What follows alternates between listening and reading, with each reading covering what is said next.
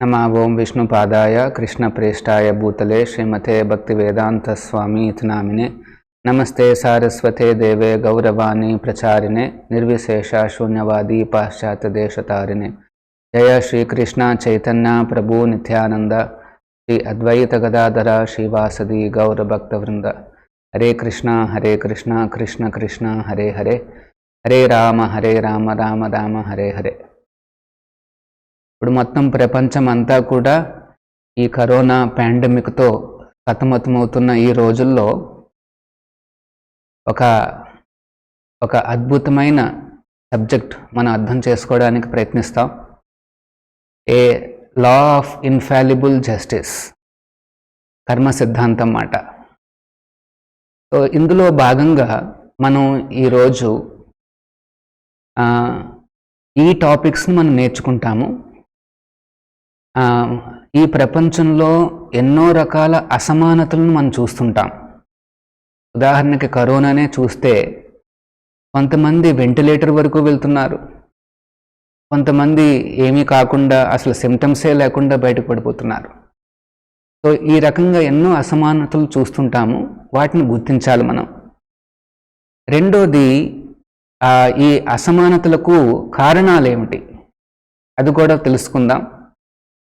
ఆ తర్వాత ఈ విశ్వాన్ని నడిపించే ధర్మ సూత్రాలను, ప్రకృతి నియమాలను కూడా మనం అర్థం చేసుకోవడానికి ప్రయత్నిద్దాం. తర్వాత ఎట్లాంటి ఆచరణలు, సత్కర్మలు చేస్తే మనం ఆనందంగా బతకచ్చు అని నేర్చుకుందాం. సో ఈ కర్మ అంటే ఏమిటి, ఈ కర్మ సిద్ధాంతం అంటే ఏమిటని మనం శాస్త్ర నిర్వచనాన్ని చూస్తే, శాస్త్రంలో ఒక పదాన్ని వాడారన్నమాట, యదృచ్ఛయ అన్న పదాన్ని అన్నమాట.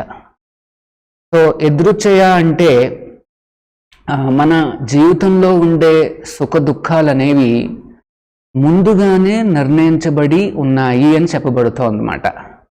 దీన్నే కర్మ అంటారు.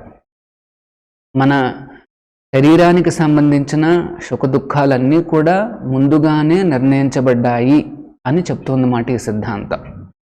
కానీ దీనికి ప్రాకృతమైన నిర్వచనం చూద్దాం. అంటే మనం వికీపీడియా కానీ గూగుల్ కానీ మనం టైప్ చేస్తే ఈ నిర్వచనాలు వస్తాయన్నమాట. కర్మ అన్న పదం యాక్చువల్గా సంస్కృత పదం అన్నమాట. మనం ఏదైనా ఉద్దేశపూర్వకంగా కానీ లేకపోతే యాదృచ్ఛికంగా కానీ చేసే చర్యలను కర్మ అంటారన్నమాట, మనం చేసే యాక్టివిటీస్. మరి వికీపీడియా ప్రకారం చూస్తే అది ఏం చెప్తోందంటే, ఇది ఒక ఆధ్యాత్మిక సూత్రము అని చెప్తోంది.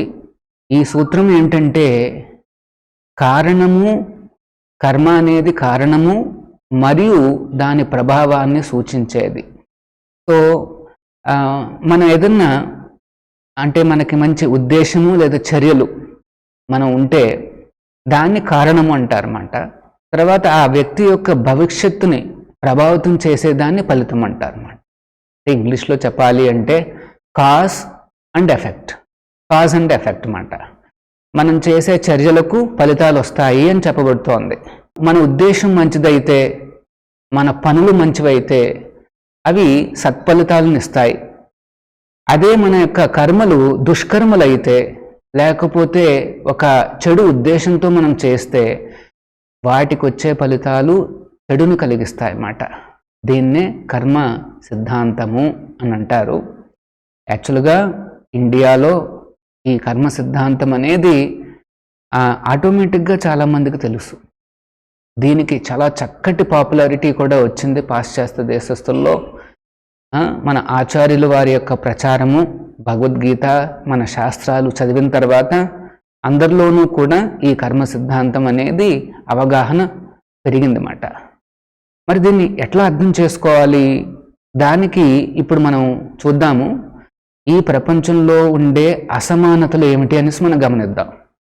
వీటికి పెద్ద పెద్ద ఫిలాసఫీ ఏమైనా అవసరం లేదు, మనం ప్రతిరోజు గమనించుకునే విధంగానే ఉంటాయన్నమాట. మనం బయటకు ప్రయాణిస్తున్నప్పుడో, లేకపోతే మన ఆఫీసుల్లోనో, లేకపోతే ఏదన్నా ఫంక్షన్స్లోనో వెళ్తే ఈ అసమానతలు అనేవి చాలా చక్కగా గమనించగలుగుతాం అన్నమాట. సో కొన్ని ఎగ్జాంపుల్స్ చూద్దాము. ప్రతి ఒక్కరిలోనూ కూడా ఒక విశిష్టమైన వ్యక్తిత్వం అనేది ఆల్రెడీ ఉంటుంది. అంటే అసమానతలు అనేవి ఉన్నాయి, కానీ చాలా భారీగా కనిపిస్తాయి కొన్ని అసమానతలు. అవి చూద్దాం. ఉదాహరణకి ఇక్కడ చూడండి, అందరికీ కూడా తెలుసు అంబానీ ఫ్యామిలీ అనేసి. మన భారతదేశంలోనే మొట్టమొదటి సుసంపన్నుడు మాట.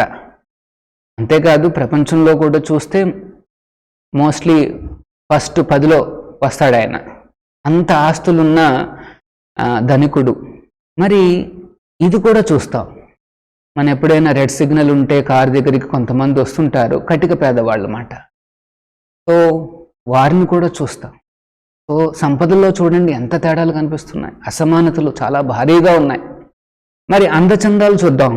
ఈయన ఒక సినిమా యాక్టర్, మనకందరికీ తెలుసు, చాలా హ్యాండ్సమ్, అందగాడు మాట. కానీ మనం ఇట్లాంటి వ్యక్తులను కూడా చూస్తాం, అందవిహీనతతో బాధపడుతూ కనిపిస్తుంటారు. సో అందచందాలను చూస్తే అందులో కూడా చాలా తీవ్రమైన అసమానతలు మనం గమనిస్తుంటాం. మరి ఇక్కడ చూడండి, ఆరోగ్యము మరియు బలాన్ని చూస్తే సో మనం చూడొచ్చు, ఈయన చాలా బలంగా కనిపిస్తున్నాడు. కానీ మనం ఈ పిక్చర్లను కూడా చూస్తుంటాం, బలహీనంగా మరియు వికలాంగులు మనం చూస్తుంటాం. మరి కొంతమంది పిల్లలు మనం చూస్తుంటాము, వాళ్ళు శ్రీమంతులైన తల్లిదండ్రుల యొక్క కుటుంబంలో పుడతారు. కానీ కొంతమంది కాస్త దౌర్భాగ్యంగా ఉండే తల్లిదండ్రుల దగ్గర కూడా పుడతారన్నమాట. ఇవన్నీ చూస్తే, ఈ వ్యత్యాసాలన్నిటినీ మనం చూస్తే మనలో చాలా ప్రశ్నలు అనేవి కలుగుతాయన్నమాట. ఏమిటా ప్రశ్నలు? దేవుడు ఇంత పక్షపాతంగా ఎందుకు వ్యవహరిస్తున్నాడు? సో ఇది కూడా గమనిస్తుంటాం. ఏమిటి? మంచివారికి చెడు జరుగుతుంటుంది, చెడ్డవారు పైకి వెళ్ళిపోతుంటారు, మంచి జరుగుతుంటుంది వాళ్ళకి. దీనికి కారణాలు ఏమిటి? సో అంతేకాకుండా ఆ కారణాలనేవి ఈ జీవితంలో జరిగిన కారణాలా, లేకపోతే ఇంకా వేరుగా ఏమన్నా ఉన్నాయా? ఇప్పుడు మన జీవితంలో ఏదో తప్పు చేశాము, దానికి ఫలితం కొంత టైం పడుతుంది, వస్తుంది, సరే అర్థం చేసుకుంటాం. కానీ ఇంకొక రకంగా ఇక్కడ సంఘటనలు చూస్తుంటాం. ఏంటి? పిల్లలు, అమాయకులైన ఈ పిల్లలకు కూడా నిష్కారణంగా చంపబడుతున్నారు అనిపిస్తుంటుంది మనకి. చూడండి, పుట్టగానే అంత కఠినమైన సమస్య వాళ్ళకి. సో మరి నిష్కారణం, ఎందుకంటే వాళ్ళు ఇంకా ఏమి యాక్టివిటీస్, చర్యలు ఏమి చేయలేదు, వాళ్ళు జస్ట్ పుట్టారు అంతే. ఇప్పుడు కూడా చూస్తున్నాం చూడండి, కరోనా వైరస్లో ఆ వైరస్తో పాటు పుట్టిన పిల్లలు కూడా ఉన్నారు. మరి వారంతా ఏం తప్పు చేశారు? జస్ట్ అప్పుడే పుట్టారు కదా, కొద్దిగా పెరిగాడు అంటే సరే వాడు ఏదో తప్పు చేశాడు, దానికి ఫలితం అనుభవించవచ్చు అని అనిపిస్తుంది. మరి పిల్లలకి ఎట్లాంటి సమస్యలు ఎందుకు వస్తున్నాయి? వాళ్ళు ఎక్కడ తప్పు చేశారు? సో దానికి మనకి అనిపిస్తుంది అన్నమాట, భగవంతుడికి దయ అంటూ లేదా? ఎంత ఘోరంగా కనిపిస్తున్నాయి. ఎందుకింత కఠినంగా క్రూరంగా ప్రవర్తిస్తున్నాడు అనేసి మనకు అనిపిస్తుంది. ఇంకొక ప్రశ్న ఏంటంటే, సృష్టిలో ఇన్ని రకాల జీవరాశులు ఎందుకున్నాయి, ఇన్ని వెరైటీస్ ఎందుకున్నాయి, ఎందుకు ఈ అసమానతలు అనేవి మనం చూస్తూ ఉంటాము? సో వీటి అన్నిటికీ వెనకాలన్న కారణాలను మనం గుర్తించాలి. యాక్చువల్గా ఈ అసమానతలు చూడడం అనేది అంత కఠినమైన విషయం ఏం కాదు. ఎవరికైనా సరే కొద్దిగా అబ్జర్వేషన్ చేయగలిగితే వెంటనే వాళ్ళకి అర్థమైపోతుంది, కరెక్టే, ప్రతి ఒక్కరూ కూడా అంటే విశిష్టమైన వ్యక్తిత్వం ఉన్నప్పటికీ కూడా అసమానతలు అనేవి చాలా భారీగా కనిపిస్తున్నాయనేసి అందరికీ అర్థమైపోతుంది. మరి వీటి వెనకాల ఉన్న కారణాలు ఏమిటి? వాటిని మనం చూద్దాం. కర్మ సిద్ధాంతం ప్రకారం మనం ఏదైనా పాపకర్మలను చేస్తే చెడు ఫలితం వస్తుందన్నమాట. అదేవిధంగా ధర్మబద్ధంగా మంచిగా ఏదైనా పని చేస్తే దానికి మంచి ఫలితాలు వస్తాయన్నమాట. సో కారణాలు ఇది. సో మరి ఈ వైదిక సంప్రదాయాల ప్రకారము మనం ప్రస్తుతం చేసే కర్మలు, అంటే ఈ జీవితంలో చేసే కర్మలు భవిష్యత్తులో మనకు కలగబోయే సుఖదుఖాల్ని నిర్ణయిస్తాయంట. చూడండి, ఇది చాలా ఇంపార్టెంట్ విషయం అన్నమాట. మనం ఈ జన్మలో చేసే కర్మలు, వాటి యొక్క ఫలితాలు ఉన్నాయి చూశారు, అవి ఇదే జన్మలో రావాలని గ్యారంటీ లేదు. ఈ జన్మలో రావచ్చు, లేకపోతే నెక్స్ట్ జన్మలోనన్నా రావచ్చు, లేకపోతే ఇంకొక జన్మలోనన్నా రావచ్చు. అంటే ఇప్పుడు ప్రస్తుతం మనం ఈ జీవితంలో ఏదన్నా దుఃఖంగానే వస్తే, లేకపోతే సుఖం వచ్చినా సరే, దానికి కారణం ఈ జన్మలో చేసిన చర్యలే కాదు, పూర్వజన్మలో చేసుకున్న సుకృతాలు కూడా మనకి ఇప్పుడు ఉపయోగపడతాయి. అదేవిధంగా ఈ జన్మలో మనం ఏమన్నా చేసుకుంటే ఆ సుకృతాలన్నీ కూడా మళ్ళీ మనకు ఉపయోగపడతాయి నెక్స్ట్ జన్మల్లో. ఇది కర్మ సిద్ధాంతం, వైదిక సంప్రదాయం చెప్పేది మాట. భగవద్గీతలో కూడా కృష్ణుడు చెప్తారు, దేహనోస్మినదా దేహే కౌమారం యవ్వనం జరా తథా దేహాంతర ప్రాప్తి ధీరస్తత్ర నముహ్యతి. భగవంతుడు చెప్తున్నాడు, ఈ శరీరం పూర్తి కాగానే, ఈ శరీరాన్ని వదిలిపెట్టగానే మళ్ళీ మనం ఇంకొక శరీరాన్ని తీసుకోవాలి, నెక్స్ట్ జన్మ అంటూ ఉన్నది. మరి ఆ జన్మలో మనకు వచ్చే సుఖదుఖాలన్నీ కూడా ఇప్పుడు మనం చేస్తున్న యాక్టివిటీస్ ఆధారంగా లభిస్తాయని, నిర్ణయించబడతాయనేసి శాస్త్రం ఘంటాపదంగా చెప్తా ఉంది.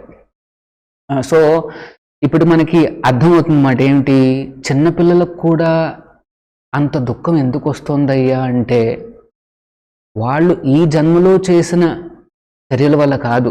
ఎందుకంటే వాళ్ళు ఇంకా ఏం కర్మలు చేయలే.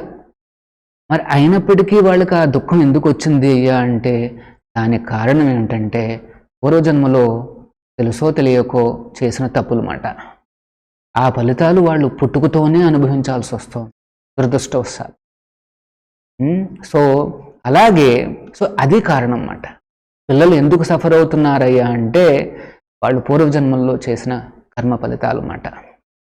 సో ఇది కర్మ సిద్ధాంతం. మరి ఈ దుఃఖాలు, ఎన్ని రకాల దుఃఖాలు ఉన్నాయి, మనకు వచ్చే ఫలితాలు కదా మరి అన్నీ కూడా. మరి ఎన్ని రకాలు ఉన్నాయనేసి శాస్త్రం ఏం చెప్తోందంటే, 3 రకాల క్లేశాలు ఉన్నాయి. అంటే మనం మొత్తం ప్రపంచంలో ఉన్న అన్ని బాధలు, అన్ని రకాల తాపత్రయాలను మనం తీసుకుంటే, లెక్కలోకి తీసుకుంటే ఈ 3 కేటగిరీస్లోనే ఉంటాయి. అన్ని బాధలను కూడా ఈ 3 కేటగిరీస్లో మనం ఎక్స్ప్లెయిన్ చేయొచ్చు.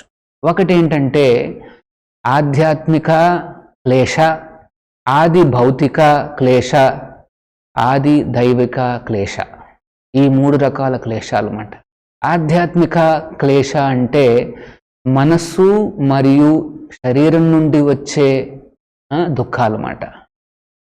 ఇప్పుడు శరీరం నుండి వచ్చే దుఃఖం అంటే మనకేమన్నా డిసీజెస్ రావచ్చు, మా తలకాయ నొప్పనో, లేకపోతే సర్జరీ అనో, లేకపోతే మోకాలు నొప్పులను, ఫ్రాక్చర్లను, ఇవన్నీ శారీరకంగా వచ్చే బాధలు. మానసికంగా కూడా వచ్చే బాధలు ఉన్నాయి. ముఖ్యంగా ఈ మోడర్న్ ఏజ్లో ఈ మానసిక దుఃఖాలు అనేవి చాలా తీవ్రంగా ఉన్నాయన్నమాట. యాంగ్జైటీస్ అని, స్ట్రెస్ అని, టెన్షన్లని, డిప్రెషన్లని, ఎన్నో రకాల పేర్లు కూడా మనకు తెలియదు. అట్లాంటి అన్ని రకాల వ్యాధులు వస్తున్నాయన్నమాట. యాక్చువల్గా ఈ కరోనా సమయంలో కొంతమంది శాస్త్రవేత్తలు ఏం చెప్తున్నారు అంటే, కరోనా కంటే ఎక్కువగా బాధించేది ఏంటంటే మనస్సులో ఉండే భయాందోళనలు. దానివల్ల ఇంకా సఫరింగ్ ఎక్కువ అవుతుంది అనేసి వాళ్ళు చెప్తున్నారు అన్నమాట. సో దీన్ని ఆధ్యాత్మిక క్లేశాలు అంటారు. నెక్స్ట్ ఆది భౌతిక క్లేశాలు. ఒకవేళ మన మనస్సు, మన శరీరము ప్రశాంతంగా ఉండి మనం ప్రశాంతంగా కూర్చున్నా, ఇతర జీవుల నుండి మనకి కలిగే దుఃఖాలు ఉన్నాయి. ఏదో ఒక మస్కిటో వచ్చి కుడుతుంది, అది మనకి కలిగించుకున్న దుఃఖం కాదు, ఇతర జీవుల నుండి వచ్చే దుఃఖం మాట అది. దానికి ఎగ్జాంపుల్స్, అతిపెద్ద ఎగ్జాంపుల్ ఏంటంటే ఈ కరోనా వైరస్సే. కరోనా వైరస్ అనేది కూడా ఒక జీవియే. అది మొత్తం ప్రపంచాన్ని అంతటినీ కూడా వణికిస్తోంది. ఇది కూడా ఒక క్లేశం మాట. మరి ఎందుకు వణికిస్తోంది కరోనా వైరస్? దానికి కారణం మన చర్యలే, మనం చేసే కర్మలు. దానికి ఒక ఫలితం ఈ కరోనా వైరస్ మాట. చూసారా? కొంతమంది శాస్త్రవేత్తలు ఏం చెప్తున్నారయ్యా అంటే, చైనాలో వాళ్లకుండే ఆహారపు అలవాట్ల వల్ల ఈ కరోనా వైరస్ ఉత్పన్నమైంది అని చెప్తున్నారు. అంటే మన చర్యలేగా కారణం, మనిషి చేసే చర్యల వల్ల అది ఆ రకంగా వచ్చిందన్నమాట. ఇంకొకటి క్లేశం ఏం చూస్తున్నామంటే, ఆది దైవిక అంటే సహజ న్యాచురల్గా వచ్చే విపత్తులు మాట, వాటి నుండి వచ్చే దుఃఖాలు. దాన్ని మనం చూస్తుంటాం. భూకంపాలు వస్తుంటాయి, సునామీస్ వస్తుంటాయి, వరదలు వస్తుంటాయి. అట్లాంటి విపత్తులన్నీ కూడా మనకి ఎంతో దుఃఖాన్ని, నష్టాన్ని కలిగిస్తాయన్నమాట. దీన్ని ఆది దైవిక క్లేశాలు అంటారు. వీటికి కూడా కారణం మనం చేసే పనులు మాత్రమే, మనం చేసే చర్యలే. అందుకనే కొంతమంది శాస్త్రవేత్తలు ఏమంటున్నారంటే, ఈ క్లైమేట్ చేంజ్ అవుతోంది, దీనివల్ల కొన్ని విపత్తులు వచ్చే అవకాశాలు ఉన్నాయని చెప్తున్నారన్నమాట. క్లైమేట్ చేంజ్ అంటే మొత్తం ప్లానెట్ అంతా కూడా క్రమక్రమంగా వేడవుతోంది, వేడి ఎక్కువ పెరుగుతోంది, దానివల్ల ఐసు కరిగిపోతుంది, సముద్రాలు పెరుగుతాయి, నదులు కూడా పెరుగుతాయి. ఆ తర్వాత సో ఎన్నో రకాలుగా వాళ్ళు చెప్తున్నారన్నమాట ఆ ఫలితాలు ఏమిటనేసి. వీటికి కారణం కూడా మన చర్యలే, మన యొక్క కర్మలే అనేసి మనం అర్థం చేసుకున్నాం. ఒక చిన్న మనం ఈ ప్రకృతి వైపరీత్యాలు ఎలా ఉంటాయి అనేసి ఒక చిన్న మనం వీడియో చూద్దాం. Nature has the ability to humble human beings. Even with huge advances in science and technology, extreme weather events and tectonic shifts can prove too great for people to overcome. Though it's rare, nature will occasionally unleash a terrible malady upon an unsuspecting community. From ancient earthquakes to vicious cyclones, we're counting down the top 10 most devastating natural disasters of all time.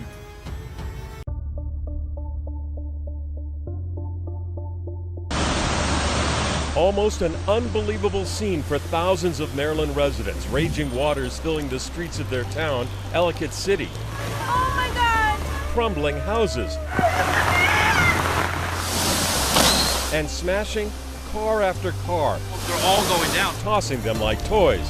It happened so fast, a torrential downpour, more than 8 inches of rain in just 3 hours. Hurricane Florence now crashing into the Carolina coast, as fears of catastrophic flooding have already been realized. Winds now ranging up to 90 miles per hour, so strong the roof of this gas station collapsed. That roof then blowing away. Take a look at the waves crashing inside this home in North Topsail Beach. If you are refusing to leave during this mandatory evacuation, then you need to notify your legal next of kin, because the loss of life is very, very possible. Hurricane Michael is the strongest hurricane to hit the U.S. since 1969, ripping through the southeast, leaving a path of destruction in its wake. The monster storm slamming into Florida's panhandle, making landfall near Mexico Beach just before 1 o'clock in the afternoon. Winds at 155 miles an hour, just shy of a Category 5 hurricane. Watch as fierce winds tear apart this Panama City home. Transformers bursting behind us. You see that? And when the storm finally passed through, the scale of the devastation coming into focus. We've lost everything. I mean everything. And we're lucky to have our lives. An entire town has been reduced to ashes. This fire is now the 4th most destructive in California's history. We lost everything, trailers, all our belongings. Now we're on grinding rock. The mayor of the city, Jody Jones, urging her residents to not surrender. In Northern California, the Camp Fire has grown even more deadly. The Carr Fire near Redding, now 20,000 acres. And near Yosemite, the Ferguson Fire charring more than 43,000 acres. Parts of that park still closed. Down in Southern California, 2 major wildfires, the Hill Fire and the Woolsey Fire, just miles from one another. Based on where we're going with temperatures because of increasing greenhouse gases, we're going to have drier and drier summers. I can't see the situation getting better. If anything, it's going to get worse. So మనం చూసాము, మనం చేసే పనులు ఆధారంగానే మనకు సుఖం కానీ దుఃఖం కానీ వస్తుందన్నమాట. మరి అట్లాంటప్పుడు మనం ఈ ప్రపంచంలో సుఖంగా బతకాలి, ఆనందంగా బతకాలి అంటే ఎటువంటి ప్రకృతి నియమాలను, ఎటువంటి ధర్మ సూత్రాలను నేను పాటించాలి అని అర్థం చేసుకోవాలి. సో దీనికి కొన్ని ముఖ్యమైన సూత్రాలు ఉన్నాయి. ఒకటి ఏంటంటే, భగవంతుడు సకల జీవరాశుల అత్యున్నత శ్రేయోభిలాషి. Is the supreme friend of everybody. ఆయన క్రూరుడు కాదు, ఎవరికి కూడా పార్షియల్ కాదు, ఎవరి మీద అసూయ ఉండదు ఆయనకు. సో అది భగవంతుడి యొక్క స్థానం అన్నమాట. సో శ్రేయోభిలాషి మరియు సర్వశ్రేష్ఠుడు అని వైదిక శాస్త్రాలు వివరిస్తున్నాయి. మనం భగవద్గీతను చూస్తే 9.29 శ్లోకంలో సాక్షాత్తు ఆ కృష్ణుడు, దేవాదిదేవుడు, భగవంతుడు ఆయన ఏం చెప్తున్నాడు అంటే, సమోహం సర్వభూతేషు, అంటే నేను అందరికీ, సర్వులకు, అన్ని జీవులకు కూడా సమానము అని చెప్తున్నాడు. స్వయంగా కృష్ణుడే చెప్తున్నాడు అర్జునుడికి. అంటే భగవంతుడి దృష్టిలో అందరు జీవులు సమానము, అందరు జీవులు ఆయనకు సమానము.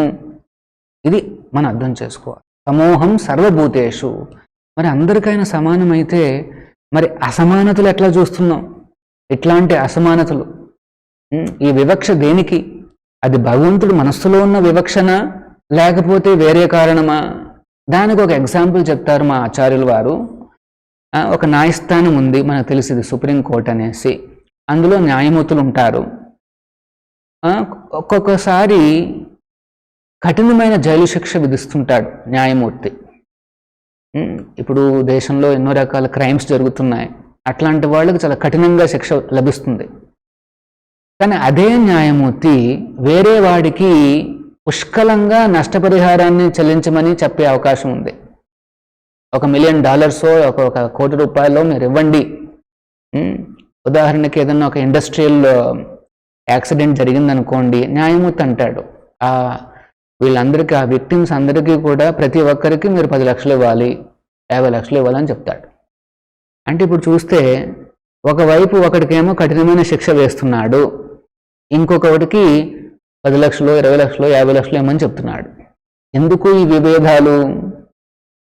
ఆయనకి ఏమన్నా మనస్సులో, న్యాయమూర్తికి ఏమన్నా మనస్సులో పక్షపాతంగా ప్రవర్తిస్తున్నాడా?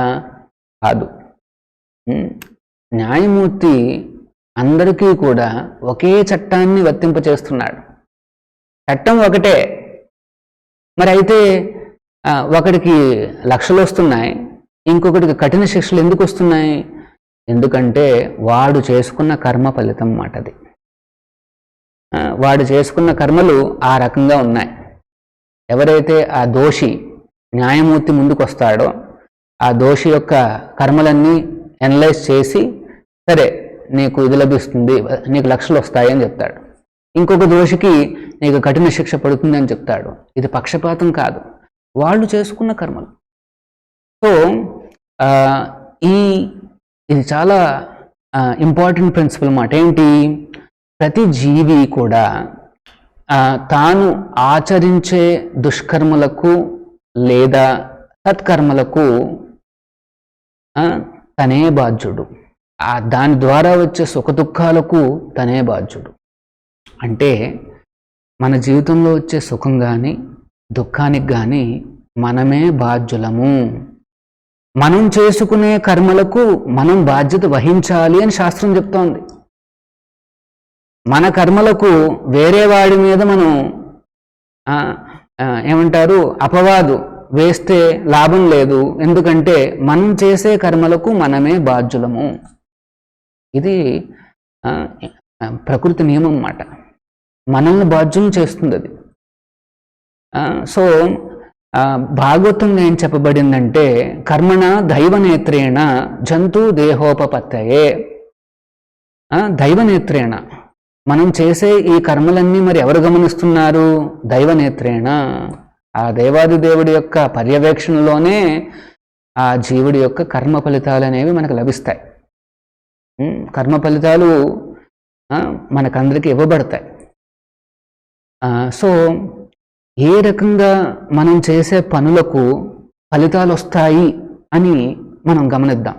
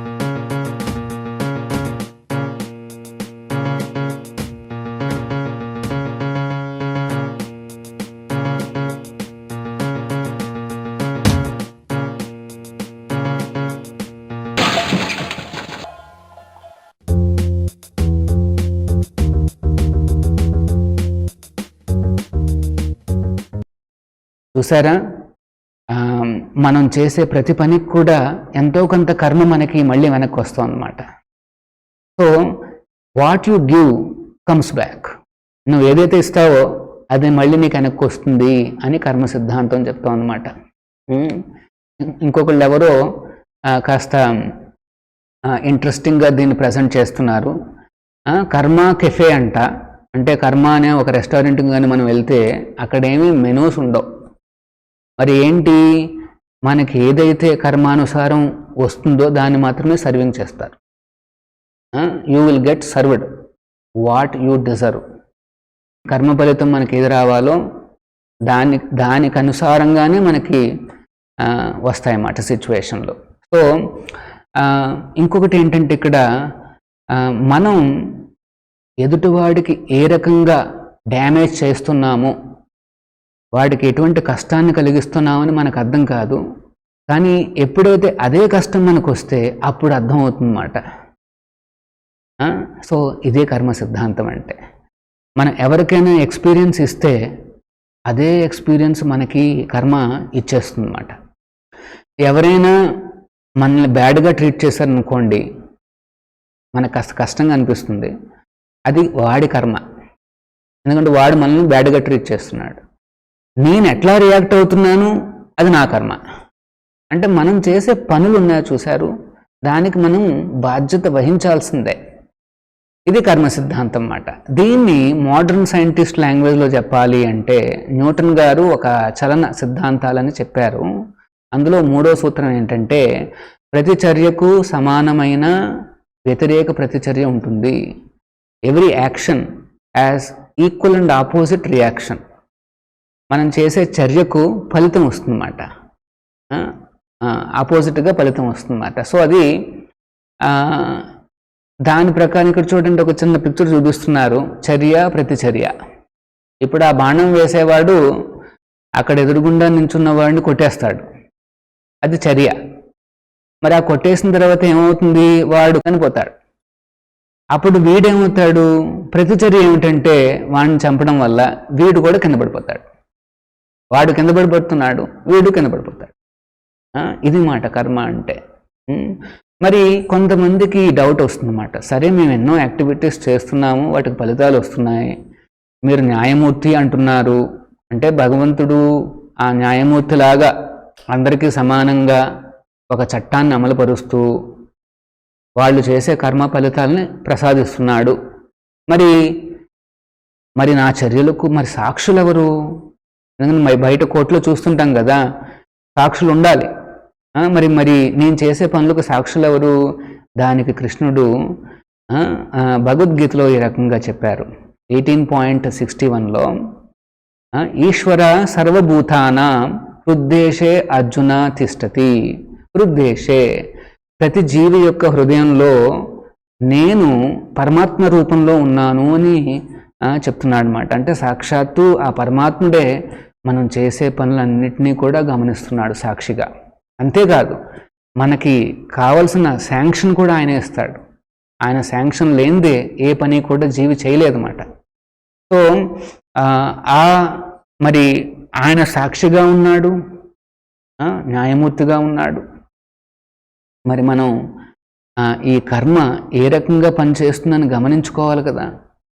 సో దానికి మనం జీవిత సత్యాన్ని మనం విస్మరిస్తే, అంటే మనం అంధకారంలో ఉన్నాం. ఏమిటి ఈ జీవితం, ఏమిటి నేనెవరిని, భగవంతుడు ఎవరు, వీటన్నిటి గురించి మనకు తెలియకపోతే దానివల్ల ఏం చేస్తాము అంటే పాపకృత్యాలు చేస్తాం. అవి చేస్తే వెంటనే మనకు బాధలు వస్తాయి. అంటే బాధలు రావడానికి కారణం ఏంటంటే మనకి జీవిత రహస్యాలు తెలియదు. అంధకారంలో ఉన్నాం అనుకోండి, మనం ఎక్కడన్నా మనం ఏం చేస్తున్నామో మనకే తెలియదు, ఏ సమస్య వస్తుందో తెలియదు, అదే మాట. కానీ మనిషి జీవితం అనేది చాలా చాలా ప్రాముఖ్యమైనమాట. ఎందుకు? ఈ అంధకారాన్ని పారద్రోలే ఆ విజ్ఞానాన్ని మనం సంపాదించుకోవచ్చు, శాస్త్రాలను అర్థం చేసుకోవచ్చు, భగవంతుని అర్థం చేసుకోవచ్చు, మనల్ని అర్థం చేసుకోవచ్చు. అట్లాంటి వివేకాన్ని ప్రదర్శించే ఒకే ఒక జాతి ఈ మానవ జాతి మాట. సో ఈ అజ్ఞాన అంధకారాల నుండి విముక్తి పొందే అవకాశాన్ని అది అందిస్తుందన్నమాట. సో కృష్ణుడు ఈ కర్మ గురించి, ఫలితాల గురించి అర్జునుడితో ఈ రకంగా చెప్తారు. కిం కర్మ కిమకర్మేతి కవయో అపి అత్ర మోహిత తత్తే కర్మ ప్రవక్ష్యామి యజ్ఞాత్వా మోక్షసే అశుభాత్. కర్మ అంటే ఏమిటి, అకర్మ అంటే ఏమిటి, వివేకవంతులు కూడా దీన్ని అర్థం చేసుకోవడంలో తికమక పడుతుంటారు. కర్మ అంటే దానికి ఫలితం వస్తుంది, అకర్మ అంటే దానికి ఎటువంటి ఫలితం ఉండదు. సో కృష్ణుడు ఇక్కడ రెండు రకాల కర్మలను మనకి చెప్తున్నారు అన్నమాట, కర్మ అకర్మ. సో ఇప్పుడు కృష్ణుడు ఏమంటున్నాడంటే, ఇప్పుడు నీకు కర్మ రహస్యాన్ని వివరిస్తాను, దీన్ని తెలుసుకోవడం ద్వారా నీవు ఈ భౌతిక బంధాల నుండి విడిపించుకోగలుగుతావు అని చెప్తున్నాడు అన్నమాట. చూడండి, అందుకనే కృష్ణుణ్ణి శ్రేయోభిలాషి, అందరికీ కూడా ఫ్రెండ్ అని ఎందుకు అంటున్నారంటే, ఫ్రెండ్ మాత్రమే మనకు సీక్రెట్లు చెప్తాడు. ఇక్కడ రహస్యాన్ని చెప్తున్నాడు కృష్ణుడు మనందరికీ కూడా. ఏంటో రహస్యం? కర్మ రహస్యం. ఎట్లాంటి కర్మలు చేస్తే నాకు ఇంకెటువంటి ఫలితాలు ఉండవు, ఆ రహస్యాన్ని చెప్తున్నాడు. సో మనం అర్థం చేసుకుందాం ఎన్ని రకాల కర్మలు ఉన్నాయి, వాటి వల్ల వచ్చే కష్టాలు ఏమిటి, నష్టాలు ఏమిటి అని మనం గమనిద్దాం. ఉదాహరణకి ఇక్కడ చూడండి, ఎవడో రౌడీ చేతిలో కత్తి పెట్టుకుని రెడీగా ఉన్నాడు, ఇది దుష్కర్మ. దీనికి వాడికి పాపం వస్తుందన్నమాట. ఇక్కడ చూడండి, ఆ చిన్న అమ్మాయి అక్కడున్న ఒక పేదవాడికి ఒక కొద్దిగా ఏదో ఫుడ్ ఇస్తోంది, ఆహార పదార్థాలు ఇస్తోంది అన్నమాట. ఇది సత్కర్మ, దీనికి పుణ్యం వస్తుంది. కానీ భగవంతుడికి చేసే సేవలు, కృష్ణుడికి చేసే సేవలు, దాన్ని అకర్మ అంటారు. అంటే ఎటువంటి ప్రతిచర్యలు ఉండవు, ఎటువంటి రివర్సల్స్ ఉండవు, ఎటువంటి నెగిటివ్ ఫలితాలు ఉండవు అన్నమాట. దీన్ని అకర్మ అంటారు. భగవంతుడికి చేసే సేవలు మాత్రమే ఎటువంటి ఫలితాలు లేకుండా, ఎటువంటి నెగిటివ్ ఫలితాలు లేకుండా రక్షిస్తుందన్నమాట. మరి మనకు డౌట్ వస్తుంది, స్వామీజీ ఆల్రెడీ ఎన్నో జన్మల్లో తెలుసో తెలియకో ఎన్నో రకాలుగా చేశాము, ఆ ఫలితాలన్నీ కూడా నా నెత్తి మీద వేలాడుతూ కనిపిస్తున్నాయి, మరి వాటి నుండి మరి నాకు ఎట్లాగా? సరే, ఇప్పటి నుండి నేను భగవంతుడు సేవలు చేస్తాను, సో ఫలితాలు రాకుండా చూసుకుంటాను, మరి పూర్వం చేసిన వాటి మాట ఏమిటి అని అడిగితే దానికి కూడా శాస్త్రం ఆన్సర్ చెప్తోందన్నమాట. సో మరి అకర్మ అంటే ఎటువంటి ప్రతిచర్యలు లేనిది కర్మ కదా. మరి ఎటువంటి అకర్మ చేయాలి? భగవంతుడికి సేవ అంటే అర్థం ఏమిటి? భగవద్గీతలో చెప్పారు, మనమన భవమద్భక్తో మధ్యాజీ మాం నమస్కురు మామే వైశ్యసి సత్యం తే ప్రతిజానాహి ప్రియోసిమే. సో ఇక్కడ కృష్ణుడు ఈ 4 రకాల అకర్మలు మనకు చెప్పారు. ఏమిటి? మన్మన, భగవంతుణ్ణి, ఆయన గురించి, నామాన్ని గురించి, లీలల గురించి మనం ఆలోచిస్తూ ఉంటే అప్పుడు పాపాన్ని చెయ్యాలి అన్న ఆలోచనలు ఉండవు. ఆటోమేటిక్గా ఇది అకర్మ మాట, ఎటువంటి రియాక్షను రాదు. సో భగవంతుని తలుచుకున్నంత సమయము మనకి ఎటువంటి ప్రతిచర్యలు అంటూ ఉండవు. అంతేకాదు భగవంతుడి మీద ఆకర్షణ పెంచుకోగలుగుతాం అన్నమాట. రెండోది భవమద్భక్తో, నా యొక్క భక్తుడు కా అని చెప్తున్నాడు కృష్ణుడు. ఇదంతా మన మంచి కోసం, ఎటువంటి దుఃఖాల్లో ఇరుక్కోకుండా ఉండడానికి కృష్ణుడు చెప్తున్న సలహాలు అన్నమాట. సో భగవంతుడి యొక్క భక్తుడు అంటే ఆనుకూల్యైన కృష్ణానుశీలనం, అనుకూలంగా భగవంతుడికి సేవలు అందించాలి. ఆ కృష్ణుడు నా సేవల వలన సంతృప్తి చెందాలి అన్న ఆతృతతో భక్తుడు సేవలు అందిస్తాడనమాట. అది మద్భక్త. దెన్ మద్యాజీ, నన్ను పూజించు అంటున్నాడు కృష్ణుడు. మరి మనకు డౌట్ వస్తుంది, కృష్ణుడు మన ముందు లేడు కదా, మరి ఆయనకు పూజలు ఎట్లా చేయాలి? అందుకనే కృష్ణుడు ఈ అర్చావతారంలో, అంటే ఆ శ్రీ విగ్రహ రూపంలో మన ముందుకు వస్తాడు. దేవస్థానంలో మనం చూస్తున్న ఆ విగ్రహారాధన అది సాక్షాత్తు ఆ కృష్ణుడికి చేసే ఆరాధన. స్వామి డైరెక్ట్గా ఆ కృష్ణుడే సాక్షాత్తు ఆ విగ్రహ రూపంలో, ఆ శ్రీ విగ్రహ రూపంలో వెలుస్తాడనమాట. సో ఆయనకి మనం పూజలు అందిస్తూ ఉంటే ఆ శ్రీ విగ్రహ రూప ధారి అయిన ఆ కృష్ణుడు స్వీకరిస్తాడు. మరి మాం నమస్కురు, నాకు నమస్కారాలు చేయి అని చెప్తున్నాడు. అన్నీ నేర్పించాలి, మరి ఆయనే కదా. సో అందుకు మనకు నేర్పిస్తున్నాడు అన్నమాట.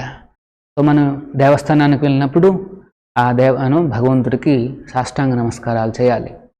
సో ఈ 4 కూడా అకర్మలు అంటారు. అంటే మనం చేస్తూ ఉన్నంత కొద్దీ ఎటువంటి ప్రతిచర్యలు మనకు రావు. కానీ ఆల్రెడీ మన నెత్తి మీద ఉన్న వాటిని మనం తప్పించుకోవాలి అంటే దానికి బ్రహ్మ సంహిత ఏం చెప్తోంది అంటే, కర్మాణి నిర్దహతి కింతుచ భక్తి బాజాం గోవిందమాది పురుషం తమహం భజామి. సాక్షాత్తు బ్రహ్మదేవుడు చెప్తున్నాడు ఏమని, ఎవరైతే భక్తి బాజాం అంటే కృష్ణ భక్తిని, అంటే ఇంతకుముందు చెప్పిన 4 ఉన్నాయి చూశారు, వాటిని పాటించడం వల్ల మనకు ఫ్యూచర్లో ప్రతిచర్యలు రావు సరే, కానీ ఆల్రెడీ మనం నెత్తి మీద ఉన్న ఆ ఫలితాలన్నింటినీ కూడా అవి తగ్గించేస్తాయి. భగవంతుడికి చేసే భక్తి వలన కర్మాణి నిర్దహతి, ఆ భగవంతుడే వాటిని తొక్కేస్తాడు. మనకి ఏదైతే ఫలితాలు రావాలో ఆ నెగిటివ్ ఫలితాలన్నీ కూడా తొక్కేస్తాడు స్వామి. కర్మాణి నిర్దహతి కింతుచ భక్తి బాజ. సో సో మన్మన భవ మద్భక్తో మధ్యాజీ మాం నమస్కురు, ఈ 4 ఎవరైతే రెగ్యులర్గా చేస్తూ ఉంటారో, కృష్ణుని తలుచుకుంటూ ఉంటారో, ఖచ్చితంగా వాళ్ళ జీవితంలో వాళ్ళు అనుభవించాల్సిన క్లేశాలను ఆ కృష్ణుడే తగ్గించేస్తాడనమాట. ఇది భక్తిలో ఉండే సీక్రెట్ మాట. సో టు సమ్మరైజ్, సారాంశం ఏమిటంటే కర్మ సిద్ధాంతంలో నియమాలు చాలా కఠినంగా ఉంటాయి. జీవుల ఈ ప్రస్తుత స్థితితో సంబంధం లేకుండా సమస్త జీవరాశుల యందు ఇది సమానంగా వర్తిస్తాయి. ఈ కర్మ సిద్ధాంతం అందరికీ సమానం. మన తదుపరి జన్మలో మనకెటువంటి శరీరం ప్రాప్తిస్తుంది అని కూడా ఇవే నిర్ణయిస్తాయి. కర్మ సిద్ధాంతం ప్రకారమే మనకి నెక్స్ట్ శరీరం కూడా వస్తుంది. కొంతమంది భిక్షగాళ్ళు అయ్యారు, కొంతమంది ధనికులయ్యారు. వాటి వెనకాల ఈ కర్మ సిద్ధాంతం పనిచేస్తోందన్నమాట. అంతేకాకుండా భగవద్గీత నుండి మనం సత్కర్మలను ఆచరించే విధి విధానాలను నేర్చుకోవడం ద్వారా మనం ఈ కర్మ నియమ నిబంధనల వలయం నుండి విముక్తులం కాగలుగుతాం అన్నమాట. సో ఇది ఈ కర్మ సిద్ధాంతము. మరియు ఆ కర్మ సిద్ధాంత నియమ నిబంధనల నుండి తప్పించుకునే మార్గం ఏమిటంటే ఆ భగవద్గీతను నేర్చుకోవడము, పాటించడము. హరే కృష్ణ.